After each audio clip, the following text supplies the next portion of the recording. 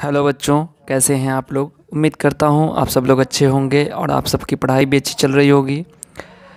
सबसे पहले मैं आप सबको दिवाली की ढेर सारी शुभकामनाएं और बधाइयां दे रहा हूं। ठीक है, आप सबको दिवाली बहुत बहुत मुबारक हो। आज की वीडियो में हम लोग आर.एस. अग्रवाल क्लास 8 की मैथ से एक्सरसाइज 6A को पढ़ेंगे। ठीक है, इस एक्सरसाइज में मेनली हम लोग को जो अलजेब्रिक एक्सप्रेशन है उसके एडिशन को देखना है। उसके एडिशन को हम लोग करेंगे और सब्ट्रैक्शन भी करेंगे। ठीक है, जो हम लोगों ने पिछले क्लास में कर लिया है। ठीक है, बस क्विक रिवीजन करेंगे और उसके बाद जो अगले एक्सरसाइजेज हैं इस चैप्टर के उसमें हम लोग मल्टीप्लिकेशन और डिवीज़न को देखेंगे। ठीक है, तो मैं आपको कुछ बेसिक चीज़ें बता दूं ताकि जो एडिशन या सब्ट्रैक्शन करेंगे तो उसमें आपको परेशानी नहीं हो। ठीक है, देखिए सबसे पहली चीज़ तो आपको जानना होगा कि जब आप अलजेब्रिक एक्सप्रेशन के साथ डील करते हैं, जब आप अलजेब्रिक एक्सप्रेशन देखते हैं तो उसमें आपको जैसे ये आप यहाँ पर एडिशन करेंगे तो उसमें क्या होगा, एक टर्म है आपको याद रखना होगा, लाइक टर्म किसे कहते हैं। ठीक है, शायद आपने बहुत सारे बच्चों ने इस चीज़ को पढ़ा भी होगा, समझा भी होगा और समझ में भी आता है कि लाइक टर्म किसे कहते हैं। बहुत सारे बच्चों को अभी तक ये पता नहीं कि लाइक टर्म क्या होते हैं। ठीक है, लाइक टर्म्स। ठीक है, और एक चीज़ है कोफिशिएंट। ये दो इंपॉर्टेंट टर्म्स हैं जो कि आपको एडिशन करते वक्त ध्यान में रखना है। देखिए लाइक टर्म का मतलब क्या होता है कि जब हमारे पास जो अलजेब्रिक एक्सप्रेशन दिया जाएगा, ठीक है, जिसके लिटरल फैक्टर सेम होंगे उस टर्म को हम लोग कहेंगे लाइक टर्म। ठीक है, जिस टर्म के लिटरल फैक्टर एक होंगे, सेम होंगे, बराबर होंगे, उन टर्म्स को हम लोग कहेंगे लाइक टर्म्स। ठीक है, सपोज दैट मैंने यहाँ पर लिखा है 6A। ठीक है, उसके बाद मैंने लिख दिया यहाँ पर सपोज दैट मैंने लिखा यहाँ पर 8B लिखा। ठीक है, उसके बाद मैंने यहाँ पर 2C लिख दिया।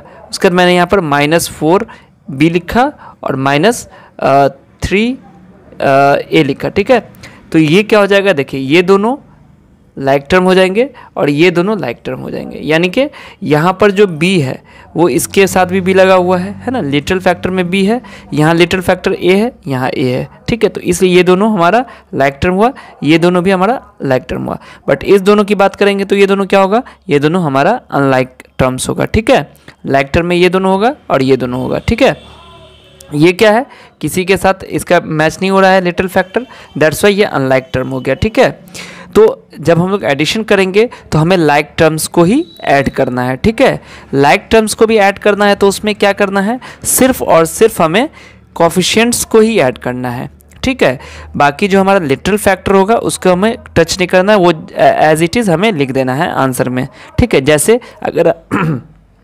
अगर आपके पास 6A² दिया गया है और कहा जाएगा कि इसमें आप 4A² और 5A² को ऐड कीजिए। ठीक है, तो आपको क्या करना होगा, जस्ट आपको क्या करना होगा कि सिंपली यहाँ पर आपको प्लस करना है। अगर तो क्या करेंगे हम लोग, मैंने पहले कहा कि लाइक टर्म्स को जो लाइक टर्म्स के जो कोफिशिएंट होंगे उनको ही हम लोग ऐड करते हैं। तो यहाँ पर ये जो लिटरल फैक्टर्स हैं इनको आपको एज इट इज़ लिख देना है। तो आपको क्या करना होगा, 6 + 4 10, 10 + 5 15A² आपको जस्ट लिख देना है आंसर। ठीक है, मैंने क्या किया, सिर्फ इसके कोफिशिएंट को ऐड किया। तो कोफिशिएंट क्या होता है, ये कोफिशिएंट हो गया आपका, ये कोफिशिएंट हुआ, ये कोफिशिएंट हुआ। ठीक है, तो उम्मीद है कि आपको ये चीज़ें समझ में आ गई होंगी। तो चलते हैं हम लोग एक्सरसाइज की तरफ। जैसे कि यहाँ पर पहला क्वेश्चन है, पहला क्वेश्चन क्या है, 8AB -5AB और 3AB। ठीक है, और यहाँ पर फिर क्या दिया हुआ है, -AB। तो यहाँ पर 8AB में कोफिशिएंट 8 हो गया, यहाँ पर -5AB में कोफिशिएंट -5 हो गया और यहाँ पर 3 हो गया और यहाँ पर क्या है, -1। जब कुछ नहीं रहेगा तो आपको समझना है कि वहाँ पर 1 है, यानी कि -1 हो गया। ठीक है, और अगर आपका आंसर -1 आता है तो आपको भी ऐसे ही लिखना होगा -AB। ठीक है, तो अब यहाँ पर ऐड कैसे करेंगे, सिंपली आपको क्या करना है, 8AB प्लस माइनस, देखिए यहाँ पर क्या, -5AB और +3AB -AB, सॉरी यहाँ पर आपको प्लस का साइन देना। ठीक है, +-AB। ठीक है, देखिए सारे नंबर यहाँ पे जो दिए गए टर्म उसको हमने लिख दिया है। ठीक है, अब क्या करना है कि मुझे ऐड करना है। तो देखिए ये ब्रैकेट है ना, तो ब्रैकेट आपको जब हटाइएगा तो प्लस और माइनस मिल जाएगा, यानी कि क्या हो जाएगा, 8AB ± -5AB और +3AB -AB। ठीक है, अब आपको क्या करना है, कि जैसे आप इंटीजर में काम करते थे वैसे ही यहाँ पर भी काम करना होगा आपको, ठीक है। देखिए यहाँ पर तो आप डायरेक्ट आंसर निकाल सकते हैं, बट मैं आपको समझाने के लिए बता रहा हूँ। देखिए 8 आपको कैसे करना होगा, 8 - 5 + 3 - 1 और यहाँ पर आपको लिख देना है AB, ठीक है। अब क्या हो जाएगा, देखिए प्लस वाले को एक साथ जोड़ देंगे, माइनस वाले को एक साथ जोड़ेंगे और फिर उसके बाद घटा देंगे, ठीक है। यहाँ पर ये पॉजिटिव है, ये पॉजिटिव है, तो 8 में 3 ऐड करेंगे 11 आ जाएगा, ठीक है। यहाँ पर ये निगेटिव दोनों है, तो निगेटिव 2 को ऐड करेंगे तो हमारा आंसर भी निगेटिव यानी कि माइनस में आएगा। तो -5 और -5 कितना हो गया, -6 हो गया, ठीक है। और यहाँ पर हम लोग को फिर ए बी लिख देना है, ठीक है। चूँकि सभी के लिटिल फैक्टर ए बी थे इसलिए मैंने ब्रैकेट करके यहाँ पर एक साथ ए बी सबका दे दिया है, ठीक है। तो अब क्या हो जाएगा, 11 - 6 कितना हो गया, 5 और यहाँ पर ए बी है तो ए बी आपको पुट कर देना है, ठीक है। तो आपका आंसर 5AB आ जाएगा, ठीक है।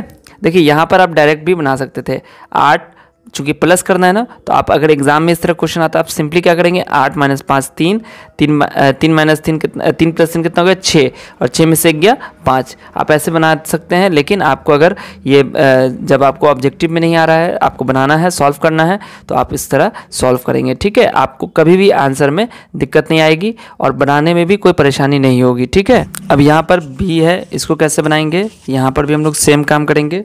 देखिए 7x + -3x + 5x + -x + -2x, ठीक है। तो यहाँ पर भी क्या करेंगे, देखिए 7 है तो 7, ठीक है, प्लस -3 है तो ये हो गया +- 3 + 5, ठीक है, और यहाँ पर +-1, ठीक है, चूँकि x का कोफिशिएंट 1 है, -1 है, ठीक है, तो यहाँ पर -1 लिखेंगे, +-2 और ब्रैकेट में कर देंगे x, ठीक है। अब देखिए जो पॉजिटिव वाला है उसको एक साथ, जो नेगेटिव वाला है उसको एक साथ, तो यहाँ पर पॉजिटिव में 7 है +5 है तो 7 × 5 = 12 हो गया, ठीक है, तो 12 लिख देंगे। और नेगेटिव में -3 -1 -2 तो कितना हो गया, -3, यहाँ पर 3 1 4 और 2 6 यानी कि -6 लिखेंगे और यहाँ पर ब्रैकेट में इसके बाहर कर देंगे x को, ठीक है, चूँकि x हमारा लिटिल फैक्टर है। तो अब क्या हो जाएगा, 12 में से 6 गया तो 6 बचेगा, 6x हमारा आंसर हो जाएगा, ठीक है। अब ये जो तीसरा क्वेश्चन है इसको भी हम लोग सेम वैसे ही बना भी सकते हैं, ठीक है, लेकिन मैं यहाँ पर आपको कॉलम मेथड बताता हूँ, ठीक है, ताकि वो आपको और आसान हो जाएगा। देखिए हम लोग क्या करेंगे, यहाँ पर 3 अलजेब्रिक एक्सप्रेशन दिया गया है, एक ये और एक ये, ठीक है, कॉमा दिया हुआ है ना, तो एक ये हो गया, एक ये और एक ये। तो हम लोग जब कॉलम मेथड में बनाएंगे तो जो लिटिल फैक्टर होगा, ठीक है, जैसे ए है यहाँ पर, यहाँ भी ए है, यहाँ भी है, तो सेम लिटिल फैक्टर वाले को एक के नीचे एक को लिखेंगे, ठीक है, यानी कि जो हमारा सेम होगा उसको एक के नीचे एक लिखेंगे, ठीक है। बी वाला है तो बी के नीचे सारे बी वाले को लिख देंगे, सी के नीचे सारे सी वाले को लिख देंगे, ठीक है। अब देखिए कैसे करेंगे, सबसे पहले ऊपर में लिखेंगे 3a - 4b + 4c, ठीक है, ये मैंने लिख दिया। अगेन क्या करना है, 2a + 3b - 8c है तो 2a + 3b - 8c लिख दिया, ठीक है। उसके बाद क्या है, a - 6b + c लिख दिया, ठीक है। अब इसको जोड़ना है, ठीक। तो अब क्या करना है कि सेम वो पैटर्न जो मैंने आपको पहले ये 2 क्वेश्चन में बता दिया है, बस उसी चीज़ को यहाँ पर लागू कर देना है आपको, कि आप देखिए आप इधर से ऐड कीजिए, इधर से ऐड कीजिए, कोई फ़र्क नहीं पड़ेगा, ठीक है। आप इधर से भी कर सकते हैं, इधर से भी, क्योंकि कैरी इसका ऐड होगा नहीं, ठीक है। तो यहाँ पर आपको क्या करना है कि देखिए 4 है प्लस में, माइनस में 8 है, प्लस में यहाँ पर जो हमारा 1 है वो प्लस में है, ठीक है। तो आप अगर कर सकते हैं ऐसे कैलकुलेशन तो आप कर सकते हैं 4 + 1 5, 5 - 8 -3 लिख दीजिएगा यहाँ पर -3c, ठीक है। बट अगर आपको इसमें दिक्कत होती है तो आप कहीं पर भी साइड में ऐसे करके देख लीजिएगा, जैसे 4 - 8 + 1 कितना हो गया, 4 और 1 5, ठीक है, 5 - 8 कितना हो गया, -3, ठीक है। तो आपको -3 और चूंकि c के नीचे है तो -3c लगा देंगे, ठीक है। उसके बाद जो अगला है उसमें क्या है, -4 + 3 और -6, तो यहाँ पर 2 निगेटिव वाला है, एक पॉजिटिव वाला है, तो जब हम निगेटिव वाले को जोड़ेंगे तो -10 होगा और एक पॉजिटिव यानी कि +3 कितना हो जाएगा, -7, तो यहाँ पर हम लिख देंगे -7, ठीक है, हो गया। अब यहाँ पर तीनों हमारे पॉजिटिव वाले ही हैं, तो 3 2 5 और 1 6, चूँकि इसका कोफिशिएंट 1 है ना, तो 3 2 5 1 6, तो इसका आंसर हो जाएगा आपका 6a - 7b और -3c। आपको अगर इस चीज़ में दिक्कत हो तो आप यहाँ पर कर सकते हैं, ठीक है। आप रफ में करके चेक कर लीजिए कितना होता है और यहाँ पर आप लिख दीजिए, ठीक है, अगर आपको इंटीजर में दिक्कत होती है तब। वरना आप अगर कैलकुलेशन कर लेते हैं अच्छे से इंटीजर का तो आप यहीं पर आप कर लीजिएगा, ठीक है। इस तरीके से हमारा जो तीसरा क्वेश्चन था वो भी बन गया। अब यहाँ पर जो चौथा क्वेश्चन है इसको ज़रा ध्यान से देखिएगा, ठीक है, क्योंकि इसमें जो हमारे टर्म्स दिए गए हैं वो थोड़ा सा आगे पीछे दिए गए हैं, तो बच्चे कंफ्यूज हो जाते हैं अक्सर और कहते हैं कि सर आंसर नहीं आ रहा है, ठीक है। तो यहाँ पर देखिए क्या करेंगे हम लोग, 5x minus 8y plus 2z, तो हमारा ठीक है xyz लिखा हुआ है, ठीक है, तो हम लोग यहाँ पर उतार देंगे इसको 5x माइनस 8y और प्लस 2z, ठीक है। थोड़ा सा ध्यान से इन सब चीज़ों को लिखा कीजिए ताकि 2 और z में फ़र्क रहे, ठीक है। तो यहाँ पर हमने लिख दिया है ऊपर वाला जो पहला एक्सप्रेशन था।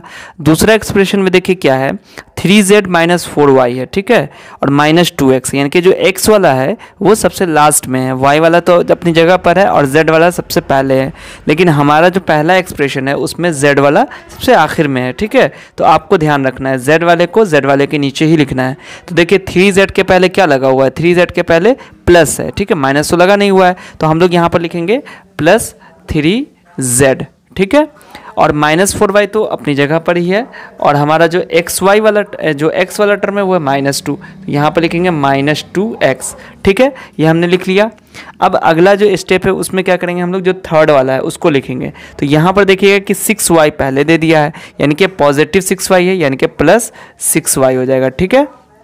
उसके बाद माइनस z है तो माइनस z लिख देंगे, ठीक है, और माइनस x है तो यहाँ पर माइनस x लिख देंगे, ठीक है, ये हो गया। अब उसका लास्ट वाला जो हमारा है 3x, तो ठीक है भाई 3x यहाँ पर हमने लिख दिया पहले। उसके बाद माइनस 2z, तो माइनस 2z हम लोग यहाँ पे लिखेंगे माइनस 2z, और यहाँ पर माइनस 3y है तो यहाँ पर लिखेंगे माइनस 3y। आई होप कि आपको ये चीज़ समझ में आ गई होगी, ठीक है। अगर आपको फिर भी कहीं पर कुछ लग रहा है कि नहीं सर मुझे यहाँ पर ये चीज़ में दिक्कत हो रही है तो आप मुझसे कमेंट सेक्शन में ज़रूर पूछ लिया कीजिए, ठीक है।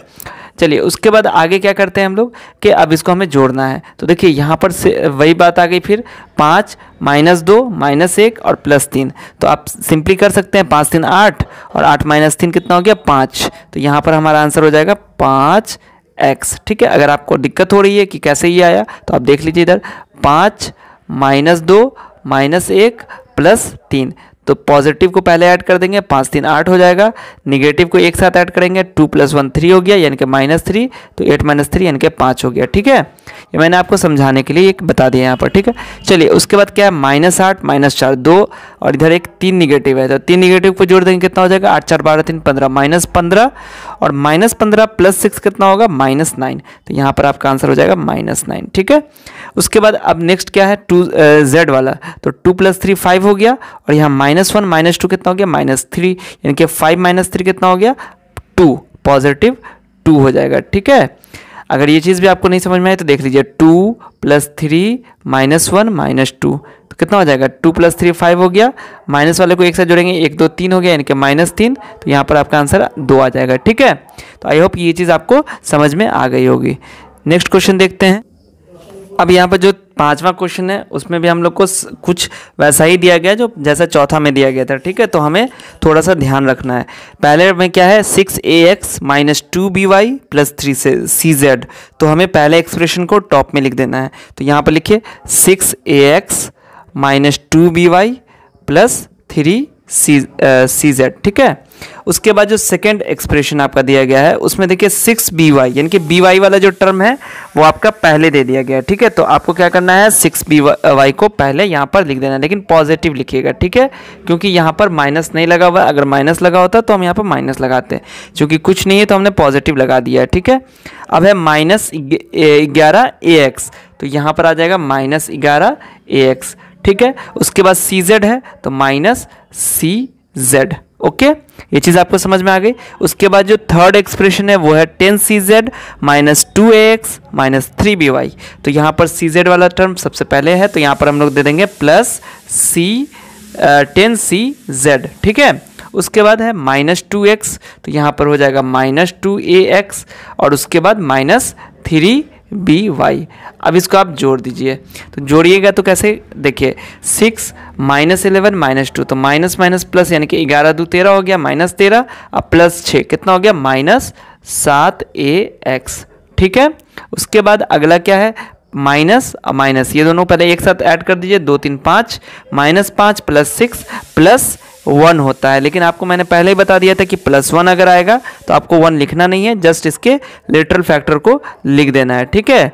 उसके बाद है प्लस प्लस, तो 10 और 3 13 हो गया, 13 में से 1, ये -1 है यहाँ पर, तो 13 में से 1 घटाइएगा तो कितना आएगा, +12CZ। तो ये आपका आंसर हो गया, ठीक है। चलिए नेक्स्ट क्वेश्चन देखते हैं। अब यहाँ पर जो हमारा नेक्स्ट क्वेश्चन है उसमें आपको ध्यान देना है, क्या है, 2x³ - 9x² + 8 फर्स्ट एक्सप्रेशन हो गया। सेकेंड एक्सप्रेशन आपका क्या है, 3x² - 6x - 5, और थर्ड एक्सप्रेशन क्या है, 7x³ - 10x + 1, और जो फोर्थ एक्सप्रेशन है वो है 3, इनके 3 + 2x - 5x² - 4x³। ठीक है, तो यहाँ पर आपको थोड़ा सा ध्यान देना है।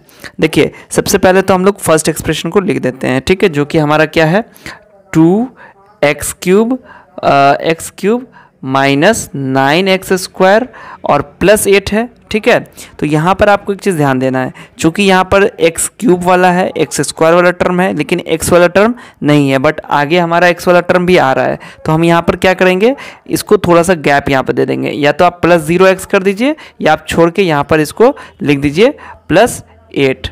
ठीक है, लेकिन अगर आपको समझ में नहीं आ रहा है तो यहाँ पर आप +0x लिख सकते हैं। ठीक है, क्योंकि यहाँ पर x वाला टर्म नहीं है इसलिए मैंने यहाँ पर 0x लिख दिया है, सिर्फ आपको समझाने के लिए, वरना आप इसको खाली भी छोड़ सकते हैं, थोड़ा सा गैप, क्योंकि यहाँ पर आपका जो x वाला टर्म आएगा आप उसको बाद में भी लिख सकते हैं, लेकिन एक हमारा जो डिक्रीजिंग ऑर्डर में होता है उस तरीके से हम लोग लिखते हैं ताकि हमें समझने में आसानी हो। ठीक है, और ये जो हमारा पैटर्न होता है 3x⁻3 फिर 2 फिर 1 फिर 0। ठीक है, इस तरीके से हम लोग लिखेंगे इसको। तो 2x³ - 9x² + 0x + 8 मैंने लिख दिया है। अब जो सेकेंड एक्सप्रेशन है उसमें 3x² पहले है, तो 3x² प्लस में है तो यहाँ पर लिख देंगे 3x²। ठीक है, उसके बाद -6x है तो -6x इसके नीचे, चूंकि x वाला टर्म आपका पहले क्या था, 0 था, इसलिए मैंने यहाँ पर 0x डाल दिया था, कुछ नहीं था तो 0 डाल दिया था। उसके बाद ये इसमें दिया हुआ है -6x, तो -6x डाल दिया यहाँ पर। फिर उसके बाद क्या है, -5, तो -5 यहाँ पर लिख देंगे। ठीक है, अगेन उसके बाद जो थर्ड एक्सप्रेशन है उसमें क्या है, 7x³, तो यहाँ पर 7x³ लिखेंगे, जिसके जो लिटरल फैक्टर होगा उसके नीचे ही उसको लिखते हैं। ठीक है, तो 7x³ लिख दिया। फिर है -10x, तो -10x यहाँ पे नहीं लिखना है आपको, यहाँ लिखना होगा -10x। उसके बाद +1 है तो +1 यहाँ पर लिख देना है। ठीक है, अगेन उसके बाद क्या करना है, जो फोर्थ एक्सप्रेशन आपका दिया गया है 3 पहले, यानी कि कांस्टेंट टर्म को पहले ही लिख दिया गया है, तो +3 यहाँ पर लिख दीजिए। ठीक है, उसके बाद 2x है, तो 2x वाला टर्म है यहाँ पर, ये आपको लिख देना +2x। उसके बाद -5x² है तो -5x² लिख दिया। उसके बाद -4x³ है तो यहाँ पर लिख दिया -4x³। ठीक है, अब इसको ऐड करना है। ठीक, तो ऐड करने के लिए अगर आपको ये खाली जगह यहाँ है तो आप इसको 0 डाल के भी लिख सकते हैं, 0x², यहाँ पर 0x³ लिख सकते हैं। ठीक है, वैसे अगर नहीं लिखते हैं तो आपका गलत नहीं होता है। ठीक है, ये सही होगा एकदम 100%।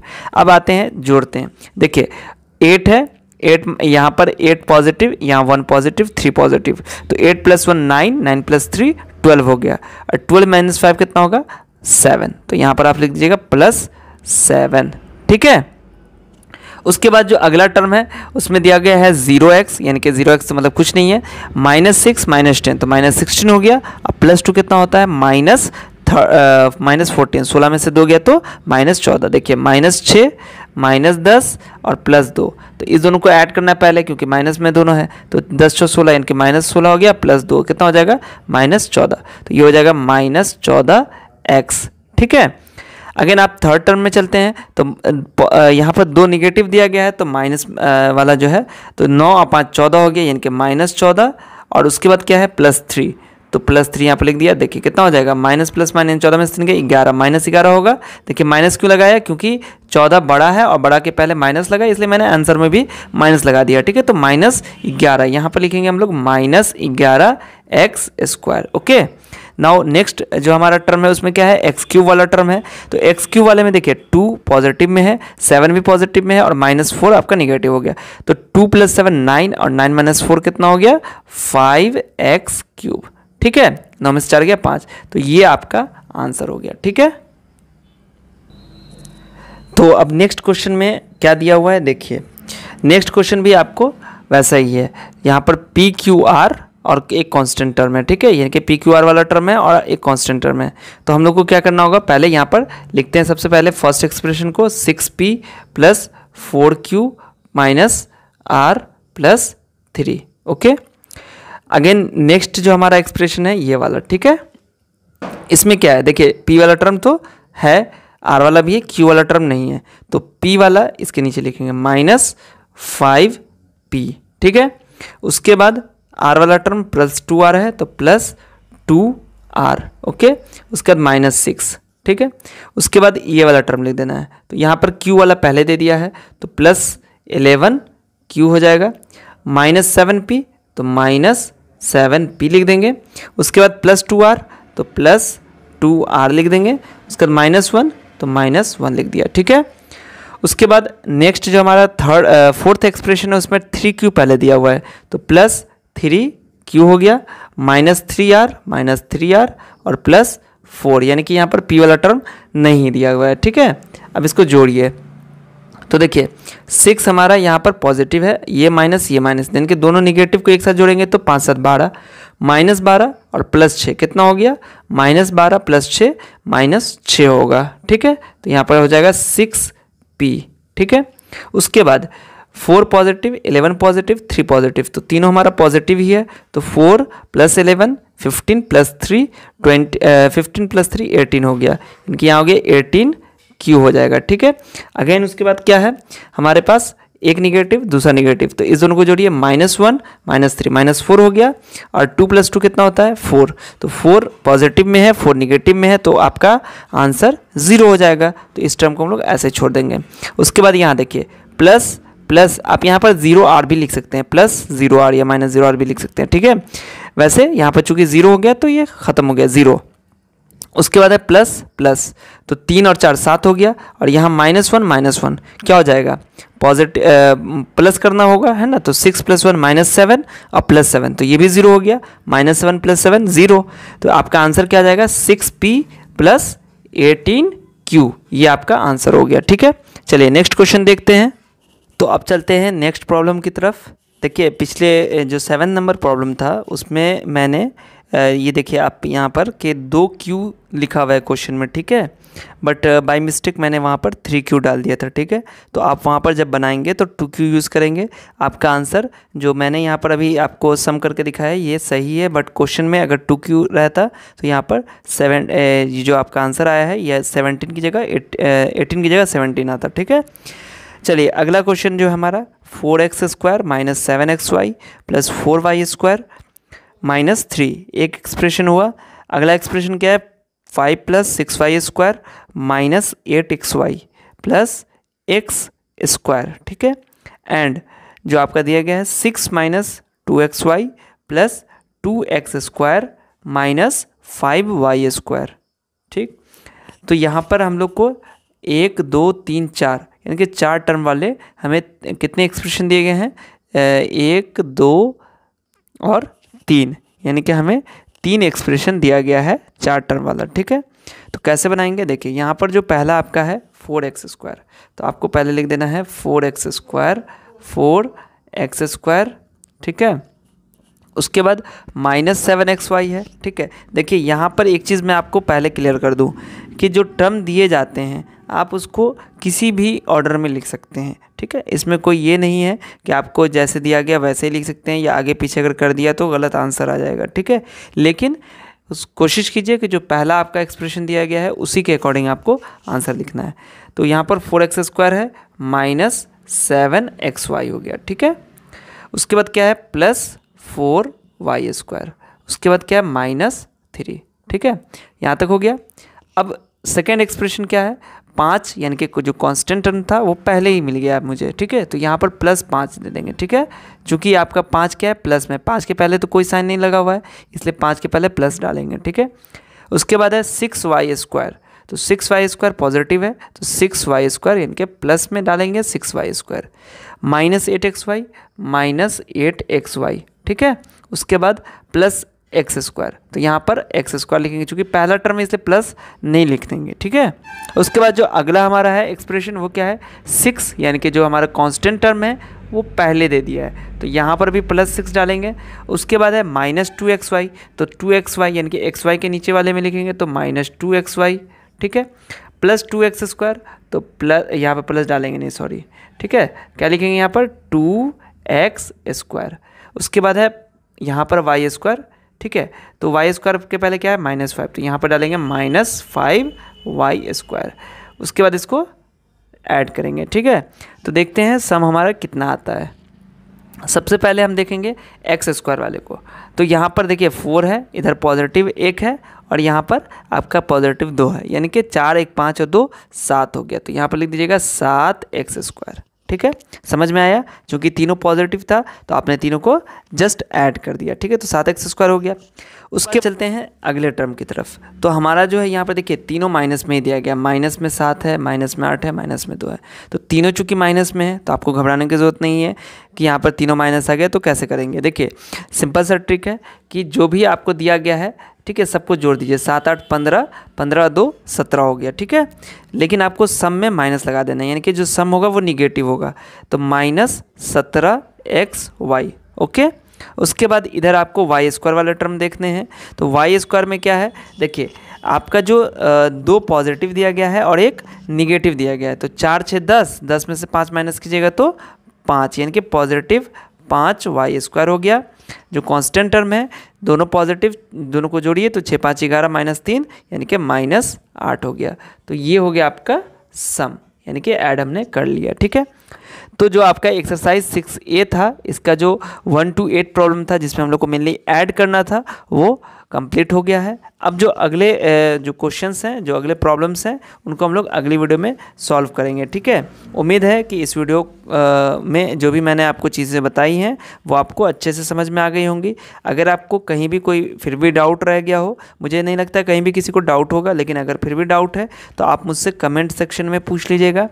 हमारे व्हाट्सएप ग्रुप को, टेलीग्राम ग्रुप को ज्वाइन करके आप वहाँ पर भी मुझसे पूछ सकते हैं। फेसबुक इंस्टाग्राम को अभी तक फॉलो नहीं किया तो वहाँ पर भी फॉलो करके आप मुझसे पूछ सकते हैं, ठीक है। और चैनल को अगर सब्सक्राइब नहीं किया अभी तक तो हमारे चैनल को ज़रूर सब्सक्राइब कर लीजिएगा। मिलते हैं फिर आपसे अगली वीडियो में, तब तक अपना ध्यान रखिए। वीडियो देखने के लिए आप सभी का बहुत बहुत शुक्रिया।